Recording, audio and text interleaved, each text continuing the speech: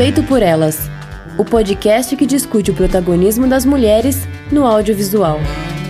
Oi, gente, eu sou Isabel Wittmann. Eu sou Yasmin Evaristo. E antes do programa começar, a gente gostaria de agradecer as nossas queridas madrinhas Carolina Roncone, Letícia Santinon, Lorena Luz, Isadora Oliveira Prata, Elga Dornelas e os nossos madrinhos Tiago Maia e Pedro Dalbó. E você já sabe que para fazer esse podcast chegar até você, nós temos vários cursos de produção e a gente tem uma parceria com o aplicativo Orelo, que tem uma plataforma de financiamento coletivo. Então, se você gosta do nosso trabalho e quiser apoiar ele, acesse orelo.cc/feito por elas ou no próprio aplicativo da Orelo, e você também pode fazer uma contribuição que não seja uma assinatura, uma contribuição única por meio do nosso Pix, que é o nosso e-mail, né, contato@feitoporelas.com.br. E claro, você sempre pode nos ajudar recomendando o podcast para as pessoas que você conhece, indicando a gente pra gente chegar a novas pessoas ouvintes. E bom, eu tô muito feliz nesse programa, né? Porque agora eu acho que eu voltei de vez. Eu passei esse último ano bastante afastada, fazendo só participações eventuais, né? Porque eu tava escrevendo a minha tese, agora ela tá entregue. Agora é só esperar a banca de defesa, né? Vai ser agendada ainda, enfim, pra acabar de vez, né? Faltando essa etapazinha, pequeno detalhe, né? E o título ficou Feminilidades Maquínicas, Gênero, Sexualidade e Corpo de Mulheres Artificiais no Cinema Fantástico. Pra quem não sabe, é sobre mulheres, robôs e androides no cinema. Eu fico postando essas coisas, né, nas minhas redes sociais, enfim. Eu fiquei meio presa nesse processo de escrita por mais ou menos um ano. Eu tava sentindo muita falta de gravar o podcast, de estar mais presente aqui no Feito por Elas, então eu tô bastante feliz de poder estar aqui de volta e participar agora com mais frequência. Não sei se vai ser sempre ainda, agora que eu aprendi que eu não preciso estar sempre nos programas, né? Mas enfim, é bom estar de volta. E tu também, né, Yasmin? Tu defendeu o TCC, teve 1000 elogios, né? Acumulou títulos. Isso mesmo. E então, primeiro, parabéns, né? Claro, porque a gente sabe que é muito puxado. Nossa, essas coisas demais, de gente. Entregar coisas acadêmicas, né? E conta pro povo que tá ouvindo como que foi teu TCC, o tema e tudo mais. Ai, gente, essa loucura, né, amiga? Parabéns pra gente. Conseguimos vencer mais uma etapa e daqui a pouco você defende também, vai ser sucesso. Tenho certeza. Nossa, eu tô muito feliz com o resultado, assim, tanto com o produto quanto a defesa, né? E aí é muito engraçado, porque eu não posso chamar meu trabalho de TCC, tá? Senão o senhor orientador vai puxar a minha orelha. Não pode. Mas como ele mesmo disse, né, foi um projeto de conclusão de curso com um objeto acompanhado de um relatório. É muito legal isso, porque realmente não foi uma monografia, né? Eu fiz um produto e um relatório do processo criativo. É todo um relatório de processo artístico, quase não tem citações, porque é realmente essa coisa do fazer criativo. Uhum. E aí a gente desenvolveu coletivamente um livro-objeto de artista transmídia de poesia. Esse coletivo sou eu, o meu orientador, que é o autor das poesias, mais Sabrina, que foi minha co-orientadora, que também é orientanda dele, e uma outra orientanda dele que ficou por conta das fotografias, make-off, registros, etc. E além dessa galera, tem também os convidados, mas aí eu tenho que explicar pra vocês um pouco qual que é o formato pra vocês sacarem, assim. É um formato diferente de livro, sem ser aquele padrão dos folhos costurados, né, ou colados juntos. As páginas são soltas e elas vêm dentro de um recipiente que tem uma forma de tambor, porque o nome do livro é samba, o tema dele é samba, e é o samba como ritmo, como memória, como registro ancestral, como uma manifestação religiosa também, assim, só pra vocês terem noção de como que essas poesias, né, foram desenvolvidas. Só que acontece, além dessas páginas impressas e soltas, a gente também fez uns atabaques e uns cobogós poéticos. Vou descrever um pouquinho melhor só pra ficar mais claro, assim. Os atabaques são cilindros impressos na impressora 3D, com a poesia gravada no entorno dele, que além de ser um objeto poético, também é um instrumento musical, semelhante a um chocalho. Tem uma medida assim de cerca de 12 centímetros de altura por 15 de circunferência, um pouco menos talvez. E aí tem os cobogós poéticos, que são inspirados nesses tijolos cobogós, que são aqueles tijolos furadinhos, né, de arquitetura, que também foram impressos no 3D, e eles são os objetos planos, assim como uma folha mesmo, um quadradinho, e ele é feito num formato de stencil. Então o leitor, além dele poder ler a poesia ali, ele também pode interagir com a peça, decalcando ela no papel ou em outra superfície, com caneta, com spray, enfim. E também é bem legal, porque se você não quiser fazer esse decalque direto com esse material que, entre aspas, suja, né? A gente consegue também projetar essa poesia numa superfície com o uso de uma luz mais forte. Tipo uma vela, uma lanterna de celular, uma lanterna também. Então dá pra você brincar, é uma peça interativa. E assim, é minha paixão. Eu amo esses cobogós, eu acho que foi uma das partes mais legais de desenvolvimento pra mim, principalmente pra criar o layout desse produto, né? E principalmente depois que ficou pronto e funcional. E muito perfeitinho, que nem a gente tinha pensado mesmo, planejado. Aí eu quero ressaltar uma coisa também que é massa, é que os filamentos usados pra impressão em 3D, eles são todos biodegradáveis. A gente teve uma preocupação muito grande com essa produção em um material que impactasse o mínimo possível da natureza, porque esses testes iam gerar muitos resíduos. Então esses materiais que a gente usou, eles são feitos à base de milho, de cana, e tem alguns que são de PET, tipo garrafa PET mesmo. É muito legal, assim, eu aprendi muito sobre um processo que eu nunca tinha pensado em trabalhar, que é o 3D. Aí, como eu disse antes também, foi um objeto transmídia. Ele não ficou só no texto escrito e desenhado e impresso. Tem uma parte que é de poesia digital e musicada, que tá lindíssima, e aí tem um making off no YouTube, que a gente vai deixar o link na descrição, pra vocês poderem lá conferir uma parte do meu trabalho. Foi bem legal, ser um videozinho de 7 minutos, que dá pra vocês verem um pedacinho do que a gente fez. E é isso, né? Foi uma trabalheira danada, mas um produto foi lindo. Conseguimos apresentar pra banca de uma forma diferente, porque a gente submeteu esse protótipo para uma exposição coletiva que rolou durante o 8º Congresso Internacional de Arte, Ciência e Tecnologia e Seminário de Artes Digitais de 2023. Então, assim, pois é, cara. Minha banca foi numa galeria no Centro Cultural da UFMG, aqui no centro de Belo Horizonte. E aí eu levei meus convidados, assim, amigos e família, a banca, né? E ainda tinham as pessoas que estavam visitando a exposição. Porque a exposição era um evento gratuito e aberto ao público. Então foi tudo muito lindo e emocionante, assim, de ver o povo transitando, vendo as peças, não só as minhas, mas os outros artistas também, assim, tipo, interagindo, prestando atenção no que tava rolando. Foi lindo, assim. Desculpa pelo textão, mas é que eu fiquei muito feliz. Tô aprovada, fui elogiada, fui reconhecida. E aí agora 2 vezes bacharela, né? Bacharela em artes plásticas e agora bacharela em edição e já fazendo planos pro mestrado. Eu ia dizer certíssima, mas não sei se é certíssima, porque nesse momento eu não posso recomendar a carreira acadêmica pra ninguém. Você é uma péssima influência.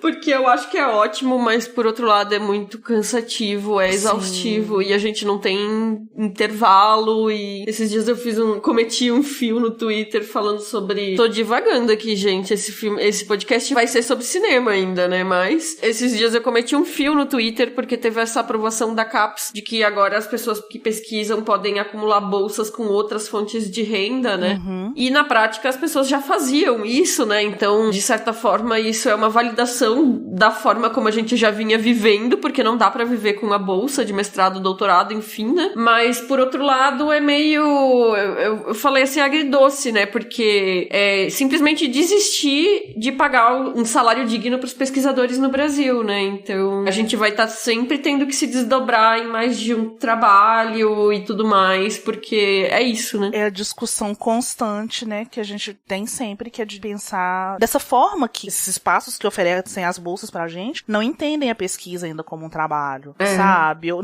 tive muitas bolsas, eu fui estagiária, né, lá no Cefet, eu fui bolsista CAPES uma época, eu fui bolsista de projeto de extensão e tal. Cara, e a trabalheira, eu fiz trabalho administrativo, trabalho de secretária, eu montei festival, sabe? Escrevi relatório, ata da telefone. A gente faz um trabalho gigantesco. E assim, isso eu tô falando da parte do escritório, né? E a pesquisa? Porque a pesquisa caminha junto. Você tá ali escrevendo artigo, você tá ali revisando artigo, você tá estudando, é uma carga muito intensa e desgasta muito a gente.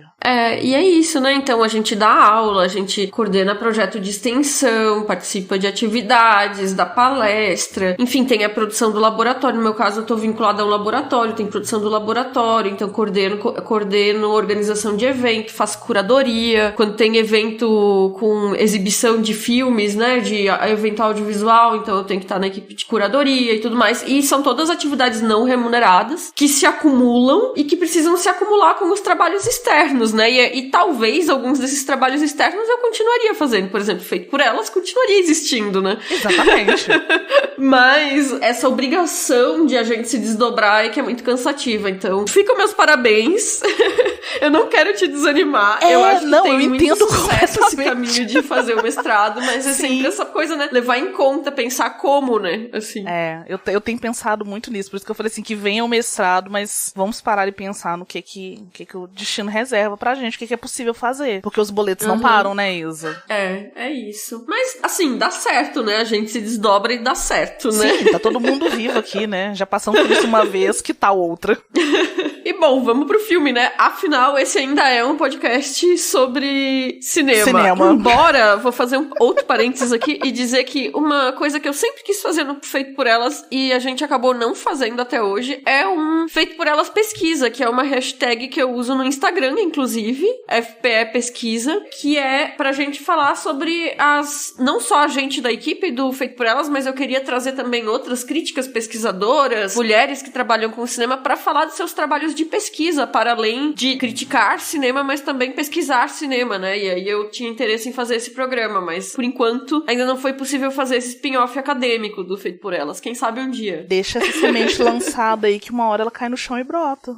A hashtag tá lá, né? Então se vocês olharem lá no Instagram já tem algumas coisinhas, mas é isso. Bom, pra esse segundo semestre do Feito por Elas, eu tava separando alguns filmes que fazem aniversário redondo de década pra gente conversar. Então, filmes que foram lançados em 2013, 2003 e assim vai, né? Tipo, eu fui procurando alguns lançamentos, assim. E tem muitas diretoras que a gente não abordou ainda. A lista, né, de cineastas que a gente precisa falar a respeito nunca acaba, né? Ano passado eu tinha feito essa mesma lista de filmes lançados em 2012, 2002 e tal, e não conseguimos encaixar tantos filmes, então inclusive ainda tem filmes que ficaram de aniversários do ano passado. E pra começar, então, a gente vai aproveitar um pouco dessas listas falando sobre Pelo Malo, que é um filme da cineasta venezuelana Mariana Rondón. Ele foi lançado justamente em 2013, então tá completando 10 anos agora, e foi o primeiro filme venezuelano lançado nos cinemas no Brasil, então foi um marco na época, né? Eu lembro que as pessoas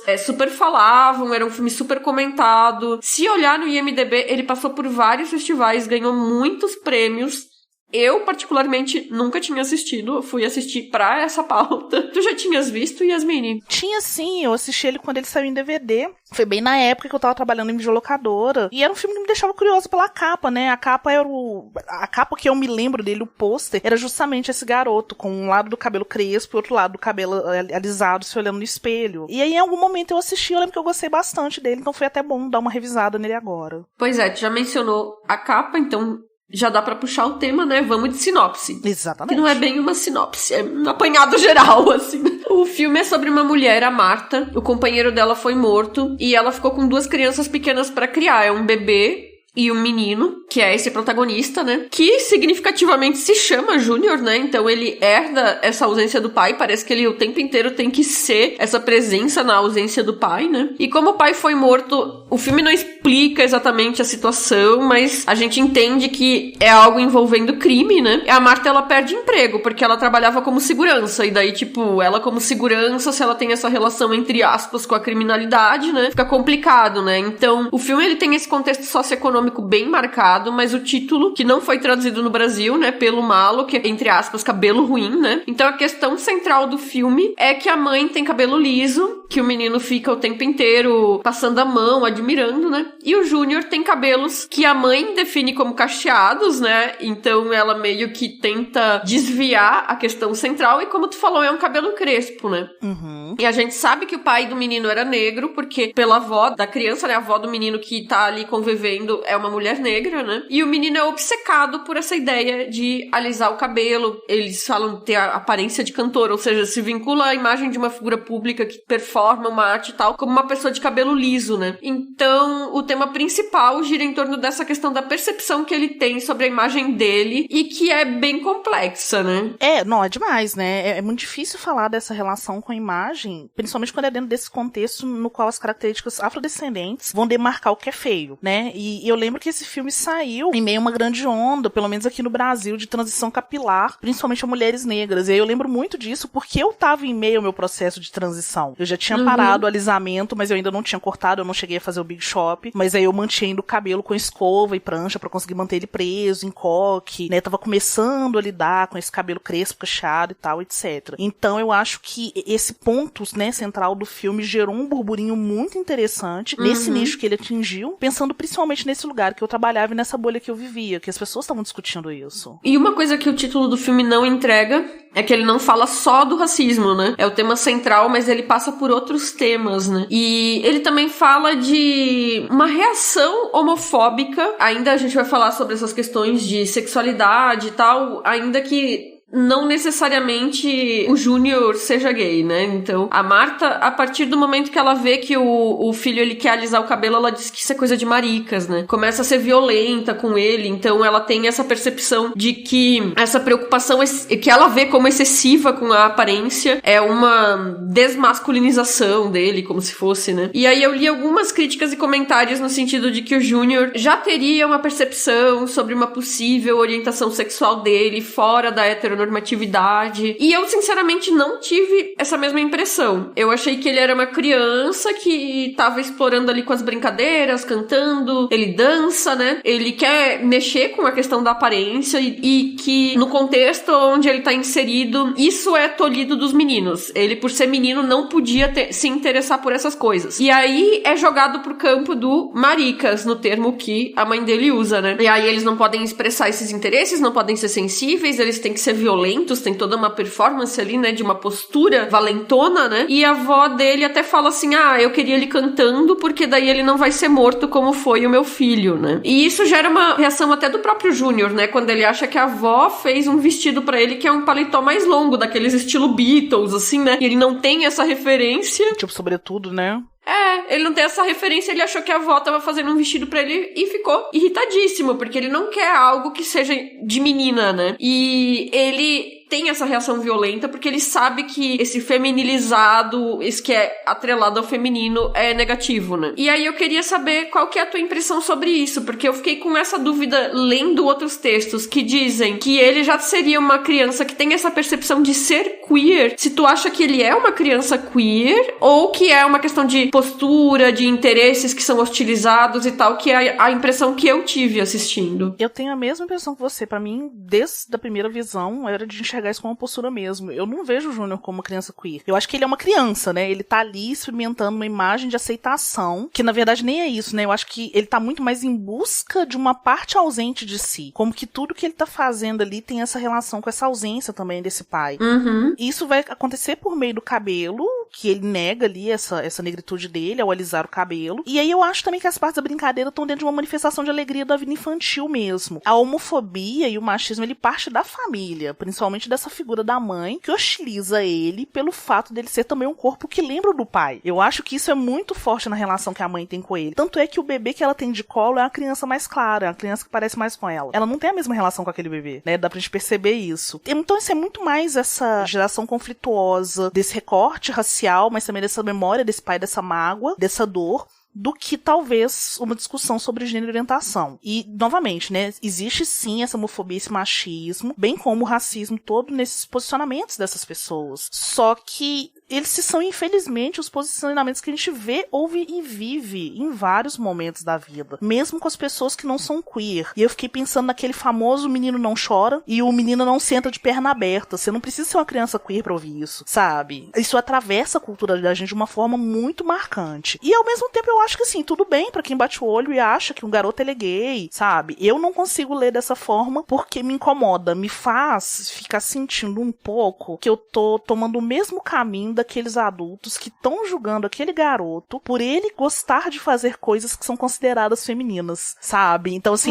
eu não quero ser a pessoa que faz esse julgamento que nem as pessoas daquele contexto. Eu fico muito pensando nisso, assim, será realmente que eu tô enxergando isso porque eu enxergo que ele é queer ou será que eu não tô aplicando, talvez, esse pensamento machista com o qual eu cresci e fui criado em vários momentos da minha vida? Eu acho que a minha leitura parte um pouco disso. Porque daí acaba que a gente tá tomando estereótipos também pra usar usar como definição de algo que não é dado pelo filme, né? Exatamente. É muito mais uma inferência do que o filme tá te apresentando exatamente. E é bem isso, assim, de que essas lógicas machistas que são vinculadas ao comportamento infantil, né, que ditam o que é um comportamento infantil adequado, elas obviamente andam de mãos dadas com a homofobia, né, e todo mundo que foi criança e conviveu com outros meninos e meninas sabe de que forma isso se manifesta nos comentários dos adultos, né. Mas é essa coisa, né, o filme ele aborda, mas ele não aprofunda tanto essa questão, né, fica na coisa da violência da mãe, né. Uhum. E isso da roupa me pega também, porque a criança ela poderia ter liberdade pra usar qualquer coisa, né, pra brincar, pra experimentar, e aí ficam tolhendo essa liberdade, né, a gente vê tanto disso na vida real, né, eu poderia citar algumas histórias reais da minha família de crianças que não puderam usar determinadas roupas porque eram consideradas inadequadas por questões de gênero e por fundo homofóbico, né. Então, aquela coisa também da mãe de dizer, homem não senta pra mijar, né, o médico dizer que o menino precisa de uma figura paterna, né, como que patologizando o comportamento, concordando com a mãe e dando uma cura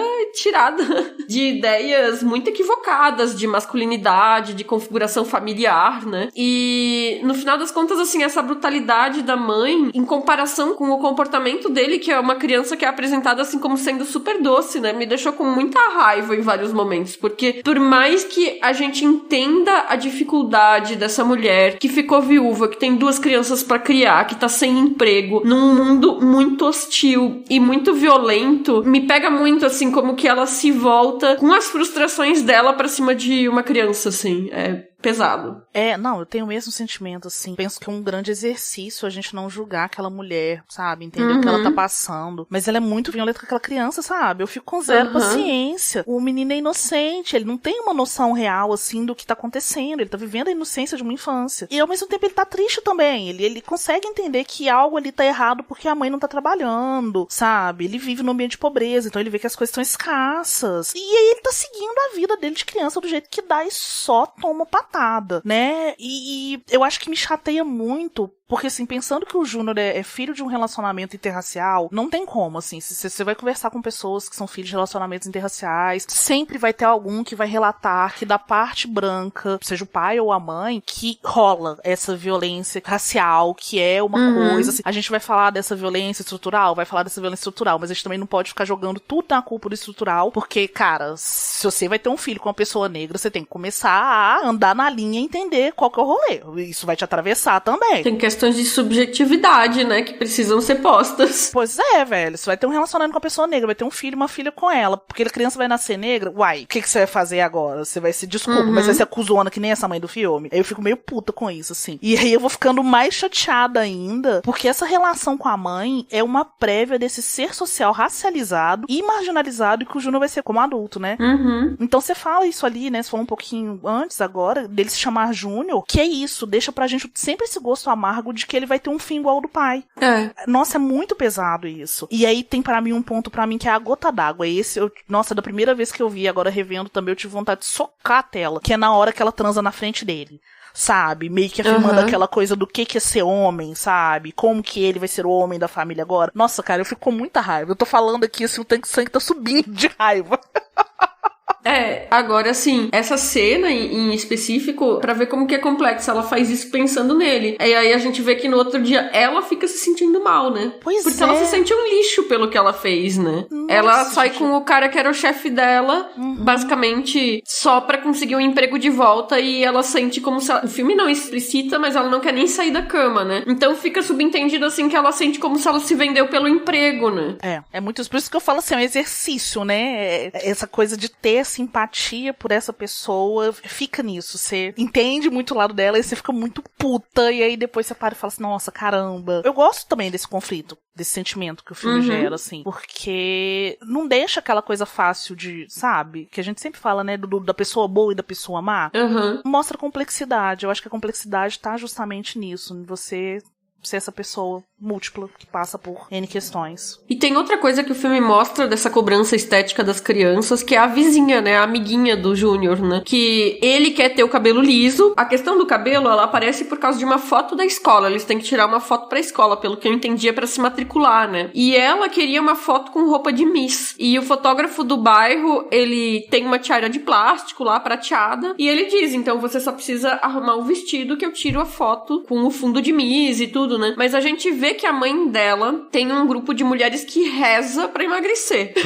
E aí fica claro pelos comentários que ela diz, minha mãe falou isso, minha mãe falou aquilo, né? Que essa mãe faz comentários sobre o corpo dessa menina. Inclusive, a menina diz que a mãe fala que o Júnior é magro. E aí eu lembrei do Pequeno Miss Sunshine até, né? Porque a menina tem até mais ou menos a mesma constituição, o mesmo tipo de corpo, né? Que a menininha do Miss Sunshine, né? Isso. E aí a gente vê como que as crianças, elas absorvem isso que os adultos estão falando e reproduzem também, né? Porque o Júnior, ele fala que tem uma hora que eles estão na rua e ela diz, eu tenho que ir pra casa porque aqui tem estupro, não sei o que lá, tá ficando tarde, aquelas coisas, né? E aí o Júnior diz que ela não seria estuprada porque ela não é bonita. Porque pra uma mulher ser estuprada, ela tem que ser bonita e ela é gorda. E aí a gente vê essa reprodução da violência na boca das crianças, né? Sim. É muito pesado. E esse filme, ele mostra de uma forma muito forte essas relações tóxicas entre as mães e os filhos e as filhas, né? E tá falando ao mesmo tempo também de uma ausência da figura paterna. Então tem muito disso. Essas mães que são mães solos, porque até uma ou outra ali que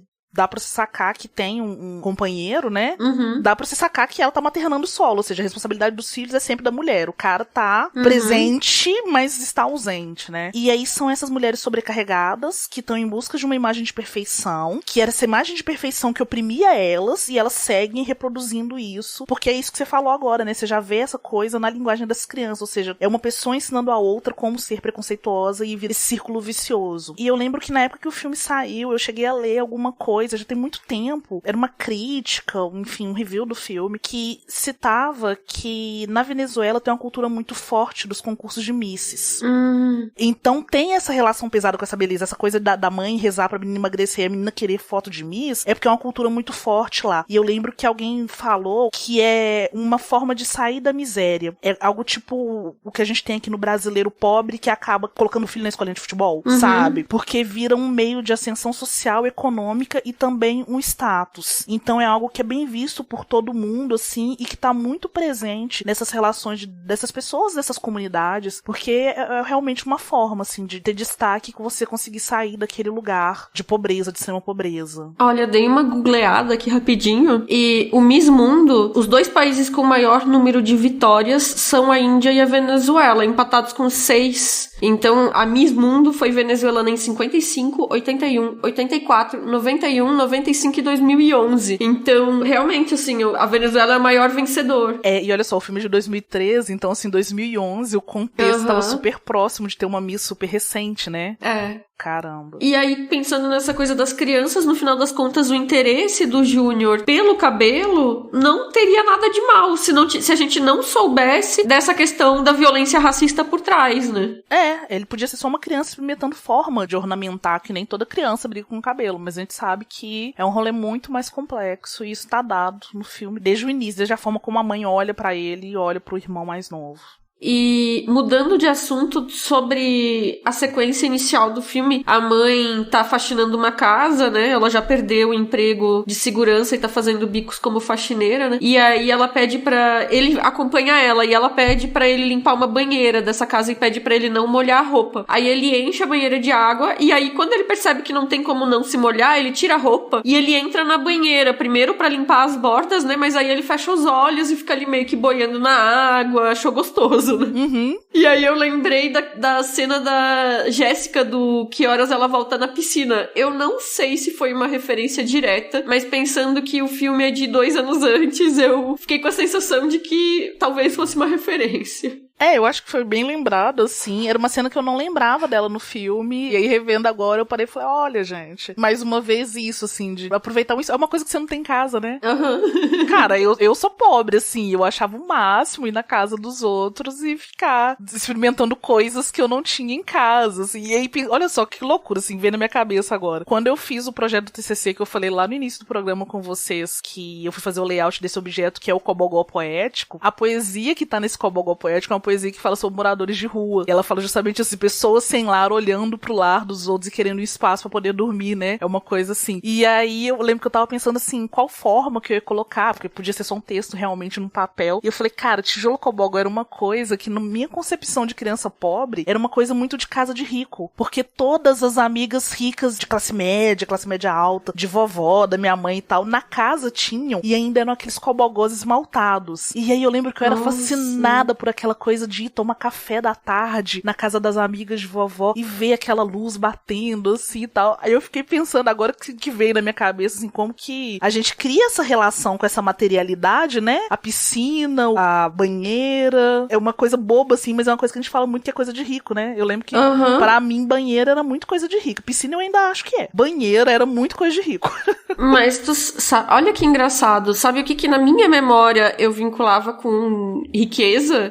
Banheiro. Assim, primeiro que quando eu era criança pequena, na nossa casa não tinha banheiro dentro de casa. Era aquela casinha de madeira do lado de fora, né? A casa era de madeira, né? Aí tinha aquela casinha do lado de fora, né? Sim. Eu morria de medo, porque quando a gente ia fazer xixi antes de dormir, né? Nossa, tudo escuro.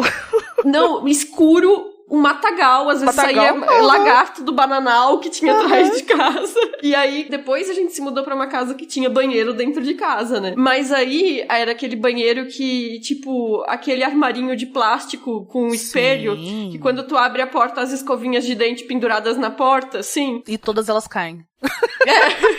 E no máximo tinha aquele creme Pond's da minha mãe. Aí eu achava uma coisa assim, quando eu ia na casa de alguém, que a pessoa tinha um banheiro, que a pia tinha uma bancada, e em cima da pia tinha um monte de produtos, perfumes, não sei o que lá, eu achava aquilo o ápice da riqueza. Chão de banheiro, pra mim, também foi uma coisa super rica. O banheiro da casa que eu cresci foi ter um chão de azulejo, eu já estava com 13 pra 14 anos. O nosso chão de banheiro era cimento queimado. Aí agora a galera botando o cimento queimado nas casas pra ser chique. Cara, pois é. E era o auge da pobreza, cimento queimado. Gente, eu tô falando isso com vocês só pra vocês terem ideia. Eu tenho idade já pra ser aquela pessoa. Não, eu fui aquela pessoa que encerava o chão de cera de joelhinho no chão e depois passava em enceradeira, tá? Sim. Pra manter o chão de cimento queimado brilhando. Então, assim, desse nível. Outro dia eu tava comentando aqui em casa que tipo, essa moda do cimento queimado, uma moda de decoração que eu não entendo, é que agora tá na moda aquele forro de PVC com acabamento amadeirado, né? E aí eu fico, gente do céu, tipo, na casa dos meus pais era aquele forro de pinos mesmo, era o de madeira, né? Sim. E aí eu fico assim, gente, por que as pessoas colocam isso? A gente tinha forro porque não tinha dinheiro pra ter laje, sabe? Claro, e a telinha colonial em cima, que se passasse um gato, no outro dia de manhã todo mundo subia na escada pra botar a telha no lugar, né? É isso, assim, a gente entende o Júnior quando ele entra na piscina e fica ali refletindo, a gente entende a Jéssica. E tem umas coisas que eu, fazendo essa transição de, tipo, da infância, eu não sei se eu digo infância pobre, mas enfim, é isso, infância pobre. Ué. Pra uma vida adulta de classe média, eu, às vezes, tem coisas que não entram na minha cabeça, assim, tipo, por que a classe média faz isso, gente? Mas não entra, não. E tem essa relação toda com arquitetura e habitação desses lugares, né? E é interessante, porque pensando nas questões sociais que aparecem no filme, a gente percebe muito isso justamente na arquitetura do conjunto habitacional ali, né? Porque quando mostra a Marta voltando pra casa e é um paredão de prédios, né? E aqueles apartamentos que parecem umas gaiolas, parecem presídios, tudo gradeado, né? E as pessoas tudo olhando pelas grades, as crianças brincando espremidas contra as grades, eu achei aquilo ali absurdamente angustiante. E é sempre uma questão, assim, que é posta, que é tipo, a moradia habitacional de baixa renda em contexto urbano, ela tem sempre uma qualidade arquitetônica muito baixa. Sim, isso do ambiente que a gente, junto com o fato, né, da gente ver o filme do ponto de vista do garoto, me lembrou muito o Projeto Flórida do Sean Baker, né? Uma criança crescendo um espaço que não é projetado pra ela, não é um lugar seguro pro lazer, tudo é opressor, é tudo meio quadrado, meio que um labirinto, e a criança, ao mesmo tempo, em sua inocência, vive ali da forma que pode, porque é o que ela conhece como espaço de pertencimento, né? A gente que tá mais velho e tem essa consciência que olha pra trás e fala, cara, como que alguém tá vivendo naquele lugar? Mas dentro da perspectiva tanto do Júnior quanto da Moni, né, de Projeto Flórida, é o que é possível pra eles, e eles estão existindo ali. É isso, porque é o espaço e a geografia que é possível para aquelas pessoas naquele lugar, né? E aí eu vou indicar até, a gente tem um podcast sobre Eliane Café, que a gente fala sobre era o Hotel Cambridge, que foi o filme dela de 2016, e na época eu entrevistei ela, mas eu também vou destacar a entrevista que foi feita pro programa com a Carla Café, a irmã dela, que é diretora de arte dos filmes dela e que é arquiteta, e que nesse caso, ela inclusive é professora de arquitetura, né? E ela realizou trabalhos com os estudantes dentro do Hotel Cambridge enquanto eles estavam realizando as atividades de filmagem e tudo, então ela reflete muito sobre essa questão do direito à moradia, né? É bem interessante, a gente vai deixar também linkado o programa, né, sobre Era o Hotel Cambridge na postagem desse episódio. E tem uma coisa que ficou me incomodando, que é que eu não consegui encontrar muita coisa sobre a vida da diretora. Eu tentei dar uma levantada, né, uma googleada ali pra achar algumas informações, e eu só sei que, óbvio, ela é venezuelana, né? Ela estudou cinema em Cuba, e os pais dela eram das Forças Armadas de Libertação Nacional, que é uma guerrilha comunista. Então, dá pra supor que ela tem um contexto de esquerda, talvez pela criação dos pais e por ter escolhido Cuba pra cursar cinema e tal, mas eu fiquei pensando, que esquerda é essa? Qual esquerda, né? E não tem como ter resposta, porque eu não encontrei muito material sobre ela. Porque eu entendo essa vontade dela de botar o dedo na ferida, de falar sobre questões sociais do país dela, falar sobre racismo, sobre machismo, sobre LGBTfobia, e como essas coisas elas andam de mãos dadas, inclusive no Brasil também, né? E o filme também mostra que tinha pessoas raspando o cabelo em solidariedade ao presidente, não diz quem era o presidente, mas o Chaves morreu em 2013, então tem umas notícias de fundo que aparecem na TV, que o presidente estava doente e tal, né? Uhum. E aí eu achei que ficou meio ambíguo, tipo, parece que o filme não tem um posicionamento político super claro, assim, né? E aí eu fiquei pensando nessa estética da pobreza, porque no filme mostra como algo que é sempre sujo, sempre bruto, violento, e isso me incomoda, né? Porque, enfim, inclusive pelas nossas próprias vivências que a gente tá falando aqui, né? A avó ali, ela é um respiro. Ela fala que o Júnior só quer ser bonito, só quer se vestir bem, ela acolhe essas brincadeiras do menino, né? E eu fiquei lembrando do nosso inominável ex-presidente, né? Que ele achava que pra parecer pobre precisava se sujar de farofa, né? Como que se a pessoa fosse incapaz de saber comer porque ela tem uma baixa renda, né? Uhum. E, enfim, eu sempre lembro da minha mãe, quando a gente era criança, falando, a gente não tem dinheiro pra ter armário na cozinha. Então ela pegava aquelas caixas de madeira de feira, Sim. pregava na parede, a parede era também de madeira, né? E ela recortava aquelas toalhinhas de renda no papel, sabe? Esses eram os nossos armários de cozinha, assim. Então, assim, tu pode ser pobre e ter uma questão estética e ter um cuidado, e aquela é a tua casa, e aquele é o teu lar, né? Não sei, assim, não é exatamente que é isso que o filme faz, mas parece que essa ideia de relacionar pobreza com desleixo e violência,